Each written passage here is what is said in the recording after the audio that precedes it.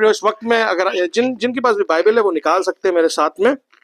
आज का जो संदेश है मेरे प्रियो, उसका एक टाइटल है, शीर्षक है, और वो है द फुलनेस ऑफ टाइम, समय की परिपूर्णता।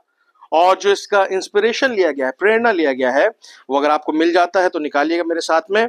लय व्यवस्था की पुस्तक में से लय व्यवस्था, और उसका पुराने नियम में है लय व्यवस्था 23वां अध्याय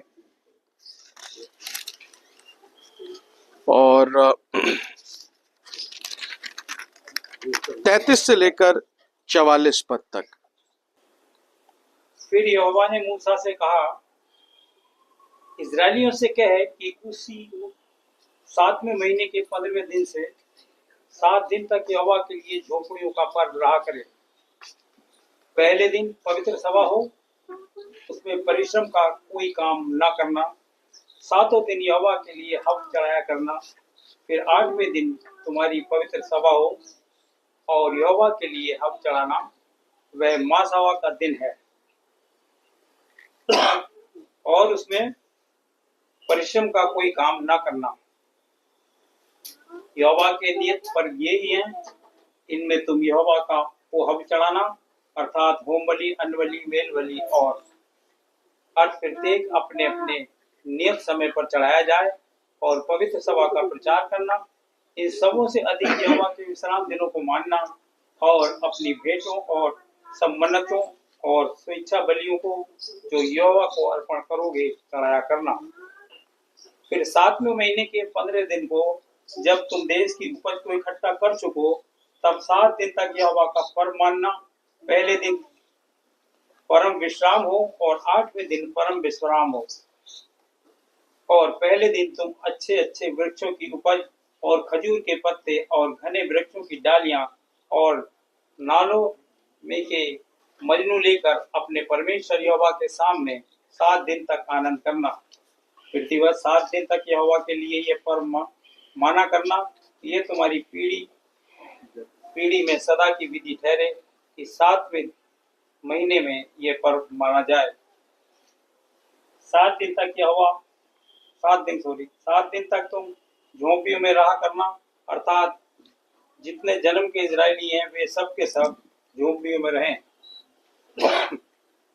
इसलिए कि तुम्हारी पीढ़ी पीढ़ी के लोग जान रखें कि जब यहोवा हम इजरायलियों को मिस्र देश से निकाल कर ला रहा था, तब उसने उनको झोंपड़ियों में टिकाया था। मैं तुम्हारा परमेश्वर यहोवा हूँ। और मूसा ने इजरायलियों को यहोवा के पर्व नियत समय कह सुना। एक और जगह से पढ़ लेंगे, यूहन्ना 7 अध्याय 37 और 38 पद को। यूहन्ना 7 37 और 38 मैं पढ़ देता हूं। पर्व के अंतिम दिन जो मुख्य दिन है, यीशु खड़ा हुआ और पुकार कर कहा, यदि कोई प्यासा हो तो मेरे पास आए और पिए। जो मुझ पर विश्वास करेगा, जैसा पवित्र शास्त्र में आया है, उसके हृदय में से जीवन के जल की नदियां बह निकलेंगी। और यदि आपको मिल जाता तो निकाल लीजिएगा इफिसियों 1 अध्याय और उसका 10वां पद। कि समयों के पूरे होने का ऐसा प्रबंध हो कि जो कुछ स्वर्ग में है और जो कुछ पृथ्वी पर है, सब कुछ वह मसीह में एकत्र करे। और आज का जो मेरा संदेश है उसका सब्जेक्ट है मसीही में समयों की पूर्णता। ध्यान दीजिएगा, एक छोटा सा कोट पढ़ूंगा आपके सामने। ये संदेश ब्रदर विलियम ब्रैनम ने प्रचार किया था, उसमें से एक छोटा सा कोट आपके सामने पढ़ना चाहता हूं। Second coming of Christ. अब हम जानते हैं कि पुनरुत्थान अर्थात रिवाइवल्स के केवल पवित्र आत्मा के द्वारा ही आता है। वही है जो पुनरुत्थान लेकर आता है, और इसे हम स्वयं नहीं कर सकते, हम केवल प्रयास कर सकते हैं, और परमेश्वर को उस प्रयास को आशीर्वाद देना होगा, और हमें भरोसा है कि वह ऐसा करेगा। मेरे प्रियो, आपने देखा होगा एक समय था कि बहुत बड़ी बड़ी कन्वेंशंस हुआ करती थी शहरों के अंदर। और मुझे याद है कि जब मैं इस बाबू की तरह छोटा था, जैसे मेरा बाबू बैठा हुआ है यहाँ पे, बहुत अच्छा बेटा आपने बजाया, गॉड ब्लेस यू, खुदा खूब बरकत दे। और मैं अपनी नानी का हाथ पकड़कर बरेली में जब मैं रहा करता था, तो नानी मेरे पकड़ के ले जाती थी, और वहां जब कन्वेंशंस होती थी और अलग अलग जगह से बहुत जबरदस्त प्रभु के सामर्थी सेवक आया करते थे। और उस समय में ये सब डिनोमिनेशनलिज्म नहीं था उस समय में, और सब लोग एक मन के हुआ करते थे। चाहे अगर एबीसी से कोई आ रहा है तो सारे की सारी कांग्रेगेशन जाया करती थी, मैथोडिस्ट में कोई आ रहा है तो सारी कांग्रेगेशन जाया करती थी, और सब एक मन होके उस कन्वेंशन को अटेंड करते थे, और एक बेदारी, एक रिवाइवल, एक पुनरुत्थान हमारे जीवन में हम महसूस किया करते थे। और जब हम उस कन्वेंशन से बाहर जाया करते थे, खत्म होती थी मीटिंग, तो एक अलग सी खुशी हम लोग महसूस करते थे, चेहरे पे मुस्कुराहट होती थी, और एक ऐसी सामर्थ का अनुभव हम करते थे कि जैसी सामर्थ हमने कभी महसूस नहीं की है। और मेरे प्रियो, ये जो शब्द है पुनरुत्थान, ये हमने कई बार बाइबल के अंदर शायद सुना होगा। पुनरुत्थान का हम लोग ज्यादातर ये समझते हैं कि जो मर गए हैं ना, जो सो गए, पृथ्वी के नीचे गड़ गए, वो जी उठेंगे, है ना। वो तो मिट्टी में मिल गए, उनके विषय में अभी हम लोग नहीं जानते हैं। लेकिन ये जो हम जीवित मरे हुए के जैसे जीवन जी रहे हैं, हम लोगों के पास शायद कभी कोई आशा नहीं है। हम लोग मुस्कुराने में भी डरते हैं कि अगर हमने किसी को स्माइल पास कर दी तो पता नहीं क्या बड़ा भारी कोई नुकसान हो जाएगा। हम लोग मरे हुए सा जीवन बिता रहे हैं। मेरे प्रियो, सबसे ज्यादा पुनरुत्थान की, सबसे ज्यादा बेदारी की, सबसे ज्यादा रिवाइवल की मुझे और आपको जरूरत है, जो जिंदा बैठे हैं मेरे प्रियो। और ये जो पुनरुत्थान है, ये जो रिवाइवल है, ये सिर्फ पवित्र आत्मा के ही द्वारा आ सकता है। बिना पवित्र आत्मा की सामर्थ को प्राप्त किए बिना हम अपने जीवन में उस आनंद को नहीं प्राप्त कर सकते मेरे प्रियो। बीते गुजरे दिनों में जब मैं संदेश को एक जगह प्रचार कर रहा था, तो मैंने ये बात शेयर करी थी, और ये जो आनंद शब्द आया है मेरे प्रियो, ये कोई छोटा मोटा शब्द नहीं है। वचन कहता है जैसा कि प्रभु में सदा आनंदित रहो। और ये जो आनंदित वर्ड आया, ये सेम वर्ड मत्ती के अंदर भी इस्तेमाल किया है यीशु मसीह ने। आपने किन्नों ने मत्ती रचित सुसमाचार पढ़ा है? सबने पढ़ा होगा, जानता हूं मैं। और वहां पर धन्य वचन के नाम से बहुत एक लंबा सा पैराग्राफ दे रखा है कि धन्य है वे जो ये है और ये उनका है, धन्य है वे जो ये है और ये ऐसे हैं और ये उनका है। तो ऐसे करके बड़ा ही लंबा चौड़ा सा वहां पे दे रखा है।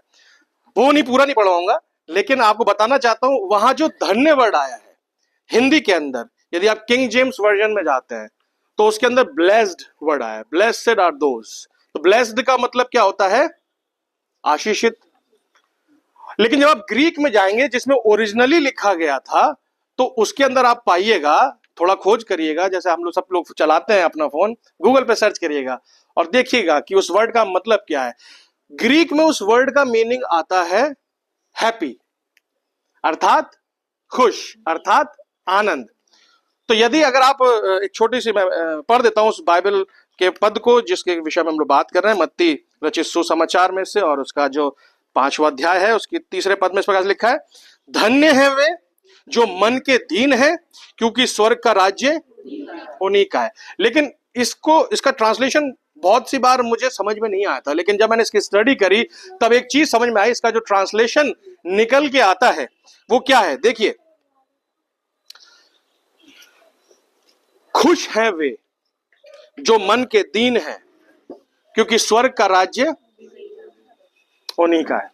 तो ये जो पद है, ये पद हमें ये बता रहा है, जो मन के दीन है, यदि हम मन के दीन बने रहेंगे, यदि हम अपने आप को नम्र करेंगे, तो अब हम क्या होंगे? खुश होंगे। यदि हम मन को दीन नहीं कर रहे हैं तो हम कुढ़ते रहेंगे, और जब कुढ़ते रहेंगे तो क्या होगा?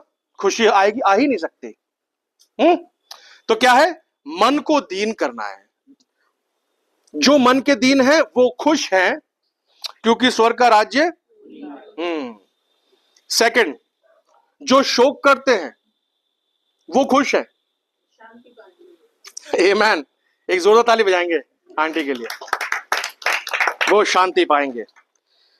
जो नम्र हैं वो खुश हैं, क्योंकि वे पृथ्वी के अधिकारी होंगे। मेरे प्रियो, ये पूरी सीरीज आप आराम से पढ़िएगा, अभी नहीं पढ़वाऊंगा।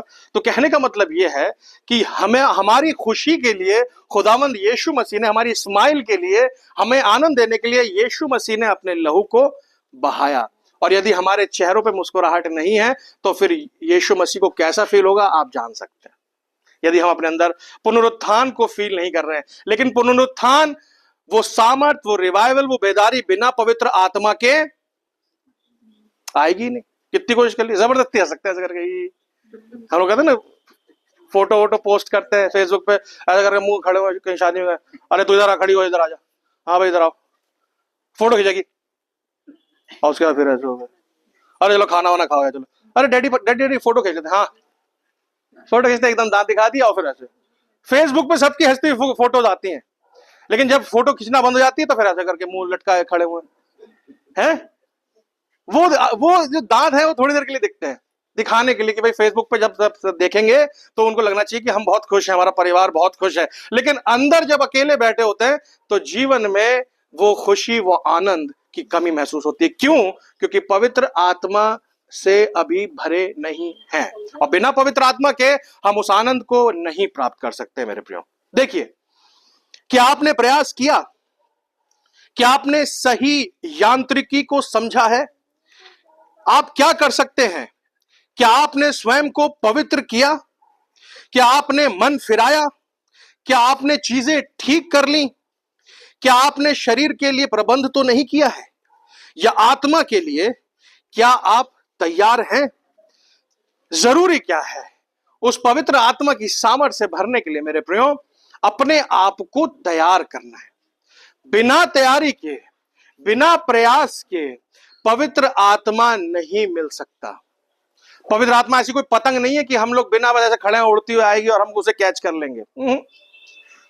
मेहनत करनी है, प्रयास करना है, और हमारे प्रयास का प्रतिफल परमेश्वर उस पवित्र आत्मा के वरदान के रूप में हमें देता है। आमीन। यदि आपने प्रयास किया है तो परमेश्वर आपके प्रयास के लिए आपको आशीषित करने जा रहा है, और हमें भरोसा है कि वो करेगा। मैं उसके ऐसा करने की बाट जो रहा हूं। उसने कहा है मेरे प्रियो, उसने वादा किया है कि मैं तुम्हें एक सहायक दूंगा, और जब उसने वादा किया है तो हम क्यों नहीं फिर उस सामर्थ को प्राप्त कर पा रहे हैं? क्यों नहीं हम उस रिवाइवल से भरे हुए हैं? क्यों नहीं हमारे कलीसियाओं में बेदारियां आ रही हैं? क्यों हमारे जीवन अभी भी उजड़े उजड़े से हैं?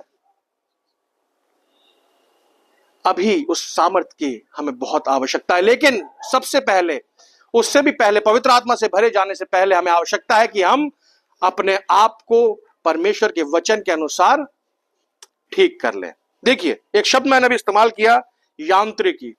ये यांत्रिकी होती क्या है? ध्यान दीजिएगा।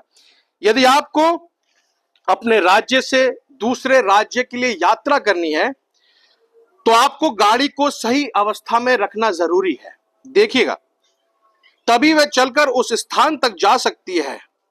यदि गाड़ी का इंजन बाहर रखा हो और पहिए खुले पड़े हो या हैंडल ना लगा हो और आदि आदि, तो आप उससे कहीं नहीं जा पाएंगे। जा पाएंगे क्या? आपके पास बाइक है, आपके पास कार है, आपके पास साइकिल है, आपके पास हवाई जहाज है, पहिए खुले पड़े, इंजन कहीं पड़ा हुआ है, सीटें उधड़ी पड़ी हैं, गियर बॉक्स अलग टूटा हुआ है, ऐसी गाड़ी में बैठ के क्या कभी कहीं पहुंचा जा सकता है? मेरे ख्याल से तो आप वहां बैठ के थोड़ा सा एक सेकंड के लिए भी आगे नहीं बढ़ सकते। समझिएगा। देखिए, पहले गाड़ी की यांत्रिकी अर्थात मैकेनिज्म को ठीक करिए, जिससे क्या होगा? जिससे कि गति की डायनामिक्स उत्पन्न हो जाए और हम अपने स्थान तक जा सके। जब हम एक नई गाड़ी परचेस करने जाते हैं तो हम लोग क्या कहते हैं सबसे पहले? भैया सब ठीक है कि नहीं है, सब अपनी जगह पे है कि नहीं है, या भैया बिना पहिए वाली गाड़ी देना, मुझे बड़ा मजा आता है बिना पहिए वाली, पैसा पूरा दूंगा मैं, पैसा पूरा ले लेना मुझसे, लेकिन बिना पहिए वाली गाड़ी देना मुझे। ऐसा कर सकता कोई? नहीं कर सकता कोई। हमें चाहिए पहिए वाली गाड़ी। या भैया पहिए तो होने चाहिए पर इंजन निकाल देना, मजा नहीं आता। हमारे दिल में इंजन का आती नहीं इच्छा कि इंजन हो, है? तो जब तक कि हम अपने आप को वचन के अनुसार लाइन अप नहीं कर लेंगे, तब तक पवित्र आत्मा की डायनामिक्स, गति की नहीं आ सकती। मेरे प्रियो, हमें अपने आप को उस अवस्था में रखना जरूरी है। आपने एक इंसिडेंट सुना होगा, बाइबल के अंदर है कि जब एलिया और वो भविष्यवक्ता वहां पर खड़े हुए थे तो एलिया ने एक काम करा था कि उसने सारे पत्थरों को बड़े ही सही ढंग से वहां पर लगाया था, और उनको उसी ढंग से वहां पर होना चाहिए था जिस प्रकार से यहोवा ने उसको दिखाया था। तो उसने क्या काम करा था? उन सारी वेदी को उसने ठीक उसी ढंग से सजाया, वहां पर चारों तरफ उसने गड्ढा खुदवा के उसमें पानी भी भरा और तब जाके परमेश्वर के आत्मा की आग उसके ऊपर उतरी।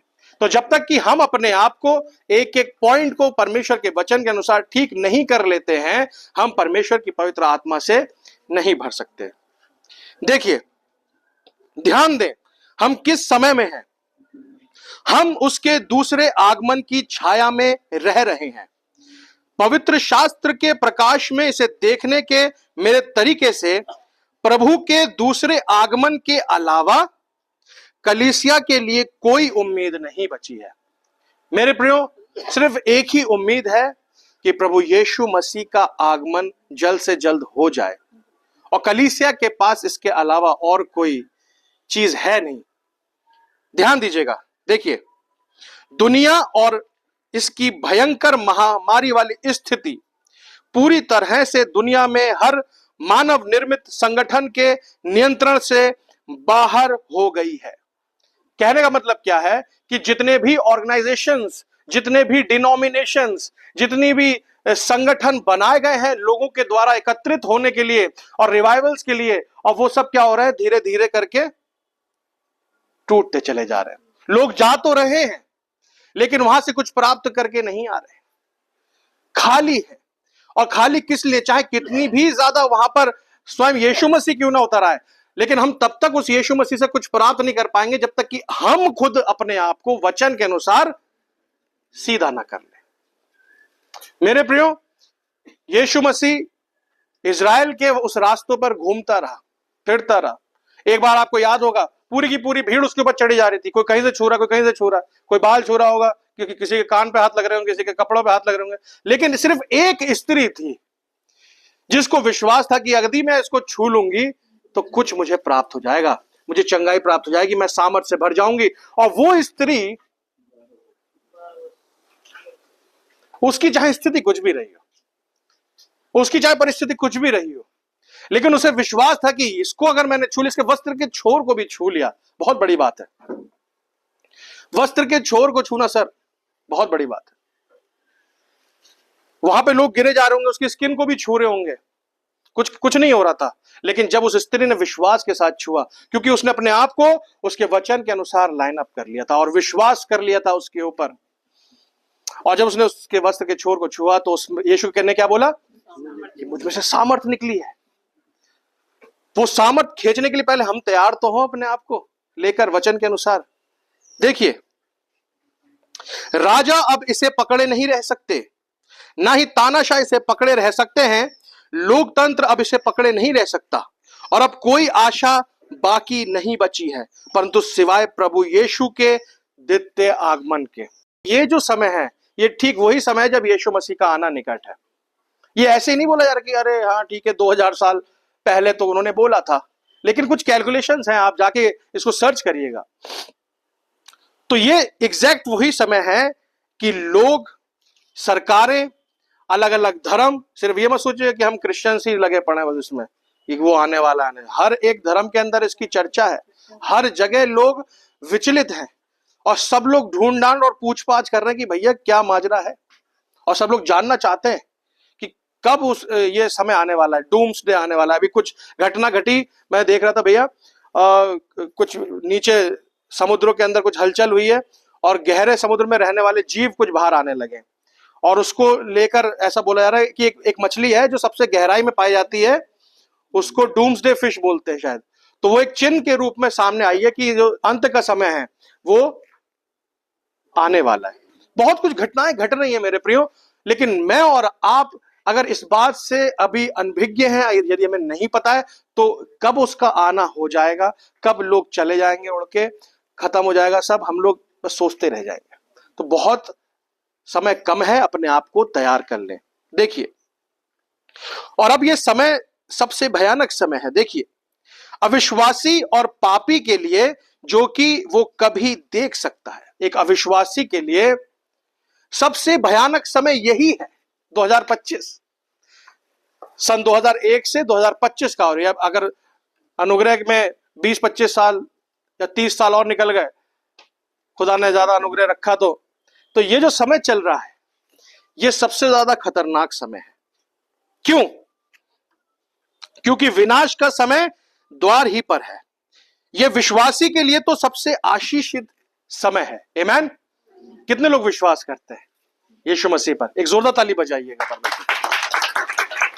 सचमुच में जो लोग परमेश्वर पे विश्वास करते हैं, और विश्वास करने मतलब ये नहीं कि ठीक है हाँ यीशु मसीह तो होते हैं, ये वाला नहीं। जो विश्वास करते हैं वो उसके वचन के अनुसार जीने लग जाते हैं, एक एक पॉइंट को, एक एक मात्रा को, एक एक कौमे को भी जीने लग जाते हैं। आमीन। और हम लोग को वो वाला विश्वास ही होना है, क्योंकि दुष्ट आत्मा भी विश्वास करती हैं और थर थर कांपती हैं, लेकिन हमें वो वाला नहीं होना, थर थर कांपने वाला। क्योंकि ये जो समय है अविश्वासी के लिए तो बहुत खतरनाक है, लेकिन विश्वासी के लिए जो वचन को जीता है बहुत आशीषित समय है। देखिए, मुझे आपको बताने दीजिए भाई, मैं अपना और अपनी पत्नी, अपने परिवार और कलीसिया का ख्याल रख रहा हूं। अब आप ये कह सकते हैं, हम सब आपस में ये कह सकते हैं कि हम तो बहुत ध्यान रख रहे हैं अपने परिवारों का, हम तो कलीसिया का बहुत ध्यान रख रहे हैं, हम तो संडे को चर्च भी जा रहे हैं, हम दान भी दे रहे हैं, सब कुछ कर रहे हैं। देखिए, मुझे कई बार दबना पड़ता है, मुझे कई बार अपने आप को छोटा करना पड़ता है। इसलिए जो कुछ आपने किया वो किया, बस अब नाश मत होना। बहुत सी बार हम परमेश्वर के वचन को लेकर कॉम्प्रोमाइज कर जाते हैं मेरे प्रिय। किसके लिए? पत्नी पति से कॉम्प्रोमाइज कर जाती है, ये नहीं मानते हैं तो इसलिए हम कर लेते हैं। या पति कॉम्प्रोमाइज कर जाते हैं कि नहीं ये नहीं मानती है इसलिए ये करना पड़ता है, कॉम्प्रोमाइज वचन को लेकर। बहुत सी बार हम बच्चों को लेकर कॉम्प्रोमाइज कर जाते हैं, ये मानता नहीं है, बहुत छोटा, ये शैतानी बहुत करता है, या वो बड़ा वाला तो सुनता ही नहीं है भैया हमारी, कॉम्प्रोमाइज कर जाते हैं। लेकिन हमें ये कॉम्प्रोमाइज नहीं करना है। क्यों नहीं करना है? कि यदि हमने कॉम्प्रोमाइज किया तो हम उस स्थिति में पहुंच जाएंगे जो कि नाश की स्थिति होगी। देखिए, सिर्फ नाश मत होइएगा। परमेश्वर खुदा ठट्टों में नहीं उड़ाया जाता। आमीन। जो आपने बोया वो काटना होगा 100%। इसलिए हमको आनंद काटना है। आमीन। कितने लोग आनंद काटना चाहते हैं? आमीन। Praise the Lord. और आनंद काटने के लिए हमें आंसुओं के साथ पहले बोना पड़ेगा मेरे प्रियो, क्योंकि परमेश्वर के वचन का जो बीज है ना, अगर आपने देखा हो तो जो किसान भाई लोग होते हैं वो तपती गर्मी में कैसे कैसे सुबह सुबह 4 बजे उठ जाते हैं और जाके वहां पे मेहनत करते हैं। पानी में धान जब बोने जाते हैं, मैंने देखा, एक बार घुस गया था मैं, बड़ी गलती, पूरे मेरे जूते खराब हो गए। कचर पचर ऐसा बोलता है, पच पच करके अंदर पैर घुस जाता है। और बड़ी मेहनत करते हैं वो लोग, शारीरिक परिश्रम करते हैं, और शारीरिक परिश्रम करके फिर जब बाद में वो फसल निकल के आती है तो वो उस आनंद को भोगते हैं। मेरे प्रियो, ऐसी जो कुछ हम बो रहे हैं, ये ध्यान रखिएगा, ऐसा नहीं कि कोई और काटेगा, ये हमें ही काटना है। तो यदि हमने परमेश्वर के वचन में अपने जीवन को वैसे ही बोया है जैसा कलाम कहता है, तब तो आनंद काटेंगे। लेकिन यदि ऐसे ही अपना जीवन गुजारा है ठट्टेबाजी में और परमेश्वर के वचन की खिलाफत में यदि हमने जिया है, तो हम काटेंगे, फिर वही, कोई और नहीं काटेगा, हम ही काटेंगे। Praise the Lord. बड़ा खतरनाक वचन है, आशीषित भी है और खतरनाक भी है। खतरनाक किसके लिए? अविश्वासी के लिए, और आशीषित है विश्वासी के लिए। देखिए, मुझे विश्वास चाहिए, एक वातावरण, एक विश्वास का वातावरण। लोग जो सही जीवन जीते हैं, जो लोग मर चुके हैं, उन्हें सुसमाचार से कोई शर्म नहीं है। वे जो मसीह में मर चुके हैं। आमीन। ऐसे नहीं, वो वाले मरने नहीं, कॉफिन में डाल दिया ऐसे करके, यहाँ पे वो लगा दिया तकिया, अरे इनको इनके चाचा के यहाँ लगा दो या बुआ के इधर लगा दो, सर जरा उनका ऐसा अटका रहे। लेकिन मेरे प्रियो, चाहे कितने भी तकिए लगा ले, कितना गुदगुदा बना ले, लेकिन यदि हम खुदा के कलाम के साथ में गुदगुदापन करेंगे तो खुदा हमें गुदगुदा देगा। सच बता रहा हूं, खुदा के कलाम को ठट्टों में ना उड़ाए, एक एक वचन को सीरियसली ले, और क्योंकि परमेश्वर का आना निकट है। देखिए, जो लोग मर चुके हैं उन्हें सुसमाचार से कोई शर्म नहीं है। लोग जो बिना डरे सिंहासन के पास आ सकते हैं, वे डरे हुए नहीं हैं, कांपते नहीं हैं, भयभीत नहीं हैं, बल्कि विश्वास से भरे हुए हैं। खुदा ने ऐसा कहा है, खुदा ने ऐसा कहा है, और मैं वैसे ही अपने जीवन को जी रहा हूं और जी रही हूं। ऐसे लोगों को किसी भी प्रकार का कोई डर नहीं है मेरे प्रियो। आज इस समय पृथ्वी पर दो गुट पाए जाते हैं, पता है आपको? दो ग्रुप्स हैं, एक विश्वासियों का और दूसरा अविश्वासियों का। एक जिसे परमेश्वर लेने आ रहे हैं और दूसरा जिसको निकम्मा ठहराने आ रहे हैं, कंडम करने आ रहे हैं। उसकी आमद ही एक को आशीषित करती है और दूसरे को श्रापित करती है। जबकि यीशु मसीह का आना निकट है। हम कह रहे हैं प्रभु यीशु मसीह जल्दी आ, हम लोग गाना भी गाते हैं, यीशु आ जल्दी आ, मुझे अपने हाथों में ले ले। लेकिन अगर वो आ गया तो हम ये ध्यान रखें कि हमारी स्थिति क्या है। क्योंकि अगर वो आ गया और उसने देखा कि अरे तुम तो सीधे हो नहीं, वहीं पे कॉफिन में गुदगुदापन आ जाएगा फिर। सच बता रहा हूं। और वैसा वाला नहीं, लकड़ी वाला, आत्मिक। क्योंकि मैंने बताया था पिछली बार भी कि दो तरह के जीवन है, दो तरह की मृत्यु है। पहला वाला जन्म हम लोग ले चुके हैं शरीर में, और पहली वाली मृत्यु भी आनी ही है, वो 100%। जैसा कि हमारे अंकल ने भी बताया कि इस शरीर को हम लोग बहुत ध्यान रख रहे हैं, लेकिन आत्मा का क्या? वो आत्मा जो कि परमेश्वर ने हमारे, जब हम माता के गर्भ में थे और इस शरीर के अंदर डाल दी, अभी उसका नया जन्म हुआ कि नहीं? क्योंकि उसकी जो पीड़ा है वो सर्वदा तक रहने वाली है, और वो एक ऐसी जगह चली जाएगी जिसको कि बोला जाता है पांचवा आयाम, अर्थात नरक। और नरक वास्तव में है, हल्के में मत लीजिएगा। स्वर्ग भी होता है, और वो यही आयाम के अंदर पाया जाता है। जिस प्रकार से एक चौथा आयाम, जिसको कि हम लोग टेक्नोलॉजी कहते हैं, साइंस कहते हैं, ये यहीं पाया जाता है। इस समय वेव्स आपके फोन में जो आ रही हैं वायरलेसली, आप उसको इस्तेमाल करते हैं, वो एक चौथा आयाम है। और उसको आप क्या करते हैं, अपने फोन के माध्यम से और चीजों के माध्यम से उसको देख पाते हैं। ऐसे ही स्वर्ग और नरक एक आयाम है मेरे प्रियो, और ये इतना नजदीक है जितना और कुछ नहीं हो सकता। ध्यान दीजिएगा। और खुदा खुद ही स्वर्ग से उतर आया और ललकार के साथ प्रभु की स्तुति हो, और आप जिन्होंने उसके संदेश को ग्रहण किया, 7 मोहरें, 7 गर्जन, लेपालकपन, सिद्धता, आप आशीषित रहेंगे और आप आशीषित हैं, महिमा हो। वे जिन्होंने अपने आप को पवित्र किया है, अपने घरों को साफ किया है, आप आशीषित होंगे। अब प्रभु का आगमन यहां है। मैं यीशु यहां हूं तुम्हें आशीषित करने के लिए, मोहर बंद करने के लिए, लेपालक करने के लिए, एडॉप्ट करने के लिए। मेरे प्रियो, उसका वायदा है कि मैं आऊंगा। प्रकाशित वाक्य में आपने पढ़ा होगा। और जबकि वो आता है तो हमें अपने आप को क्या करना है? तैयार करना है। बिना तैयारी के नहीं। मन फिरा लीजिए संसार के कामों से, संसार की बातों से, संसार की चिंताओं से, सांसारिक जीवन से। और ये सारा संसारिक जीवन आपको पता है, मैं फिर से बार बार नहीं बताना चाहता हूं। ये संसारिक जीवन है, ये पूरी तरह से शैतान के हाथ में है। इसलिए अपने आप को वचन के अनुसार सीधा करिए। देखिए, अंत में आ गए हैं बिल्कुल। जिस प्रकार से हम अपनी घड़ी की ओर देखते हैं कि हम किस घंटे में हैं, हम अपने कैलेंडर की ओर देखते हैं कि किस दिन या हफ्ते में है, उसी प्रकार आज हम किस महान समय में हैं जो निकट आ रहा है, वचन में देखने के द्वारा जान सकते हैं। यदि हम वचन में देख रहे हैं, पढ़ रहे हैं, अध्ययन कर रहे हैं, तब तो हम समझ पाएंगे कि कौन सा समय चल रहा है। नहीं तो बस ऐसे ही गुदगुदाहट में समय निकल जाएगा और हम लोग पकड़ में नहीं आ पाएंगे। ऐसे निकल जाएगा हंसी ठिठोली में, ठट्टेबाजी में। देखिए, बाइबल क्या कहती है, जब तुम उन घटनाओं को होते हुए देखो तो समझ जाना कि मेरा आना निकट है, जैसा नूह के दिनों में हुआ। और आपने सबने पढ़ा है कि नूह के दिनों में क्या हो रहा था। लोग खा पी रहे थे, उनमें शादी ब्याह हो रहे थे, पेड़ लगाए जा रहे थे, सब बातें हो रही थी। और क्या हुआ? जलजला आ गया। और ठीक वही सेम कंडीशंस इस वक्त में बनी हुई है। वही सब कुछ बहुतायत के साथ में फिर से होने लगा है मेरे प्रियो। देखिए, समय अब द्वार ही पर है। अब मैं दुखी परेशान सा नहीं रह सकता, कराहता या विलाप करता हुआ सा कि उसने मेरे साथ ऐसा या वैसा किया, या उस व्यक्ति ने मेरे बारे में झूठी बातें फैलाई, या मेरा नाम बदनाम कर दिया, या किसी ने कुछ कह दिया। मैं दुखी होकर नहीं रह सकता। हमारे पास ये समय नहीं है कि हम इस बात का दुख मनाएं कि हमारे किसी बराबर के पड़ोसी ने कुछ कर दिया या किसी और दूर के रिश्तेदार ने हमें कुछ कर दिया। ये समय नहीं है अपना समय बर्बाद करने का, या इन बातों पर कन्वर्सेशन करने का समय है ही नहीं। इसलिए मैंने शुरू में आपसे कहा कि अपनी बाइबल को ले जाना शुरू कर दीजिए अब कल से।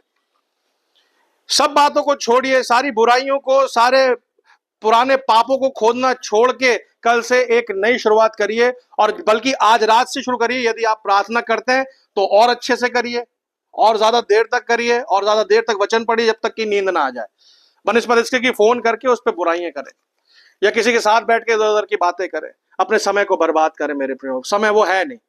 और कल से अपनी ये छोटी बाइबल एक ले लीजिए, और नहीं है तो बताइएगा, आप अपने पादरी साहब से आप ले लीजिएगा, गिडियंस की नए नियम की बाइबल आती है, वो रख लीजिए अपने अपने पर्सेस में, अपने बैग्स में रखिए और पढ़िए, और ज्यादा से ज्यादा समय अपने फोन से ज्यादा उसके साथ बिताइए। मेरे प्रियो, देखिए, मेरा उन सब से कोई लेना देना नहीं है, मैं तो ऊपर देख रहा हूं, क्योंकि मेरा छुटकारा निकट है। ये मेरा पुनरुत्थान है, ये मेरी कटनी है, मेरा आनंद, मेरी चिल्लाहट, मेरी आशीष। Praise the Lord. जो तुम्हें करना है तुम करो, परंतु जो मुझे करना है मैं करता हूं। ये एक व्यक्तिगत पुनरुत्थान है, व्यक्तिगत बेदारी है। अब वो वाली बेदारी नहीं आएगी कि जब कन्वेंशन होती थी तो 100 लोगों की भीड़, 1000 लोगों की भीड़ लगती थी, लेकिन ये अब होगी इस तरह से कि ये आपकी पर्सनल बेदारी बन जाएगी। अब ये उस तरह से नहीं उतर के आएगा, लेकिन ये आपके जीवन में व्यक्तिगत तौर पे आएगा। यदि व्यक्तिगत तौर पे नहीं आ रहा है, पता चला मैं आत्मा से भर गया, ये मेरा बाबू आत्मा से भरा हुआ है, ये तो खुश दिखाई दे रहा है, मैं ऐसे खड़ा हूं, जबरदस्ती बड़ा हंसता रहता है ये तो, यार इनके जीवन में पता नहीं कौन सा आनंद आ गया है? होता है। और ऐसे लोग जो ज्यादा मुस्कुराते हैं उनसे लोग चिढ़ते भी बहुत है। अरे क्या मुस्कुराते रहते हो यार तुम, यार अजीब ही हो यार, है? जो ज्यादा मुस्कुराते हैं ना उनसे लोग चिढ़ते हैं। ये नहीं पता उनको कि वो मुस्कुरा क्यों रहे हैं, क्योंकि उन्हें पता है कि मेरा खुदावन जिंदा है और मुझे लेने आ रहा है। मैंने एक जोरदार ताली बजाएंगे प्रभु यीशु मसीह के लिए। तो मुस्कुराइए आप मुरादाबाद में नहीं है, मुस्कुराइए आप स्वर्ग के राज्य में हैं। आमीन, हालेलुया। और जब हम स्वर्ग के राज्य में हैं तो हमें किसी भी प्रकार की चिंता करने की आवश्यकता नहीं है। आमीन। और मैं यही चाहता हूं, और परमेश्वर का वचन ये चाहता है, मैं क्या चाहता हूं, परमेश्वर वचन चाहता है कि हम सब आनंदित रहे, मगन रहे। क्यों? क्योंकि वो जल्दी आने वाला है। आमीन। देखिए, मुझे भाई XYZ के लिए बुरा नहीं लगता, बिल्कुल नहीं। जो भाई XYZ ने किया या बोया वो काटेंगे, और जो मैंने आंसुओं के साथ बोया वो मैं आनंद के साथ काटूंगा। तो बाहर निकल के आइए, क्योंकि ये आनंद का समय है, कटनी का समय है। मैं अलग हो चुका हूं। आमीन। अलग होने का समय है मेरे प्रियो। ये समय उन लोगों के साथ बर्बाद करने का नहीं है जो परमेश्वर के वचन के बारे में जानते नहीं है कुछ। बहुत सी बार हम अपनी संगतियों में रह के भी हम परमेश्वर की खिलाफत में बोलने लग जाते हैं, क्योंकि जो लोग परमेश्वर के बारे में जानते नहीं है, बहुत सी बार उनको खुश करने के लिए हमें उनकी जैसी बातें बनानी पड़ती हैं। तो वचन क्या कह रहा है? उनसे अलग हो जाइए, क्योंकि विश्वासी का अविश्वासी के साथ कोई लेना देना है नहीं। वहां संगति करिए, वहां अपना समय बिताइए जहां पे आपका विश्वास द्विगुणित होता है, डबल होता है, ट्रिपल होता है, बढ़ता है। ऐसी जगह से, ऐसे लोगों से संगति करिए जो आपके जीवन को ऊंचा उठाते हैं। ऐसे लोगों के साथ मत करिए जो बुराई करते हैं। अरे पता है दीदी आपको, वो बहुत बड़ी है। हाँ, ऐसे मैंने देखे। पता है बुआ, गुड़िया ने तो ऐसा कर दिया। गुड़िया जो कर रही है वो बो रही है, वो काटेगी। गुड़िया को काटने दो, गुड्डे को देखो आप जो आने वाला है, यीशु मसीह मेरा। आमीन। एक जोरदार ताली बजाएंगे। हमें आज के समय में अपने आप को खुदा के लिए मेरे प्रियो तैयार करके रखना है। आइए हम अपनी आंखों को बंद करें और खुदा की इस दूसरी आमद के लिए अपने आप को खुदा के हाथों में सौंपे और प्रार्थना करें। महान सामर्थी परमेश्वर पिता, प्रभु यीशु मसीह, महान पवित्र आत्मा, प्रभु जी प्रार्थना करते हैं इस वक्त में प्रभु, जबकि जो संदेश आपने प्रभु अपने बच्चों को देने के लिए मुझे दिया था, मैंने इन तक पहुंचा दिया है प्रभु। अब परमेश्वर पिता, ये आपके और इनके बीच की बात है प्रभु। ये अपने जीवन को परमेश्वर पिता आपके वचन के जीने में और अपने आप को आपके वचन के अनुसार ढालने में, आपके वचन के सांचे में ढालने में परमेश्वर पिता गुजारें। और परमेश्वर पिता होने पाए ज्यादा से ज्यादा ये आपके वचन को पढ़ें, आपके माहौल में संगति करें प्रभु, और हर एक प्रकार के उस बंधन से अपने आप को दूर कर दें, उस अविश्वासियों के ग्रुप से अपने आप को दूर करें परमेश्वर पिता, और विश्वासियों के समूह में इकट्ठा हो पिता। होने पाए इनका विश्वास द्विगुणित हो और बहुत सा फल लेके आने पाए। मैं नहीं कहूंगा कि 60 गुना या 70 गुना, लेकिन मैं कहता हूं प्रभु यीशु मसीह के नाम में 100 गुना फल इनके जीवनों में आने पाए पिता, क्योंकि आप आने वाले हैं प्रभु, और बहुत जल्द आपका आगमन है, और हम सब प्रभु आपसे बादलों पर मुलाकात करने पाए, हम अपने अपने जीवनों को प्रभु आपके हाथों में सौंपे होने पाए। एक एक जन मेरा भाई बहन यदि इन्होंने अपने जीवन को आपको नहीं सौंपा है, और ये जबकि इस प्रार्थना के अंदर इस फैसले को लेते हैं प्रभु परमेश्वर पिता, ये अपने मन को फिराएं, और यदि इन्होंने प्रभु यीशु मसीह आपके नाम से बपतिस्मा नहीं लिया है तो प्रभु आपके नाम से बपतिस्मा लें, जिससे कि प्रभु पवित्र आत्मा से भर जाए, जैसा कि प्रेरितों के काम 2:38 और 39 अध्याय में परमेश्वर पिता आपके सेवक पतरस के द्वारा ये बोला गया है। एक एक जन पे प्रभु आपकी आशीष चाहते हैं इस वक्त में प्रभु, अपनी सामर्थ से भरिए कि अपने इन फैसलों को ले सके प्रभु, और परमेश्वर पिता आनंद के साथ प्रभु जी अपनी आपकी पवित्र आत्मा की सामर्थ में होकर प्रभु अपने जीवन को आज से अभी से गुजारने पाए। इस सभा को आपके हाथों में सौंपते हैं, आज के कलाम के लिए आपका धन्यवाद देते हैं। एक एक जन पर आपकी आशीष हो, भैया के जीवन पे प्रभु और उनके परिवार के जीवन पे भी आपकी बहुतायत से आशीष हो, जिन्होंने अपने घर को प्रभु आपकी महिमा के लिए खोला। इस प्रार्थना को प्रभु यीशु मसीह के नाम में मांग लेते हैं, आमीन आमीन।